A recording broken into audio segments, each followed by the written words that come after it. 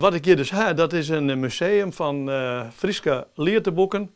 Anders kan ik voor zeggen, alles wat maar op papier aan Frieske muziek uitjong is, dat probeer ik hier te krijgen. Dat spijt ik nog niet alle jaren, maar ik hoop je een keer alles te hebben. Alles? Alles, dat wil ik wel heel graag hebben, ja. Ik heb al een hele protte, ik zou het in procenten net uitdrukken kennen. Maar je leest in elk geval al een 350 boekjes met Frieske muziek. Dus dat is al een hele protte. Wat vind je nou mooi aan deze boekjes? Ja, ik hoor een protte van muziek. Mijn hele leven al. En ik hoor een protte van de Frieske taal. Dus wat kan je dan mooier bedenken als dat te combineren in dit soort boekjes. Frieske versjes. Frieske versjes nou, is het zo? Klinkt logisch in. Ja, denk me. En hoeveel mis je er nog?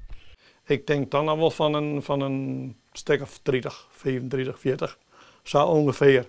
Dit is de lijst eigenlijk van alles wat ik dus ha. En als het blauw is, dan heb ik het nog net.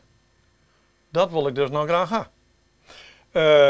Dat wil zeggen, als ik alle printingen heb, zo hier, er staan heel veel printingen achter Friesland Jongs. Die is reed, dus ik alle printingen heb. Maar hier is ook een nieuwe Friese koorzanger, die is wel blauw, maar die is reed. Maar als het zo gauw er nou wat blauw bij is, dan heb ik dus net alle printingen. Dat betekent dat. Maar dat moet ik nog eens. Hier wil ik nog een keer alle printingen hebben. Het moet alle gereed worden. Dat is de bedoeling. Hoe oud ben je ook? Ik ben 60. Ging je dat nog redden, die laatste 30 boeken? Ja, ik hoop je heel oud te worden. Ja, ik kan net mee zeggen. Hè? Nee. Nee.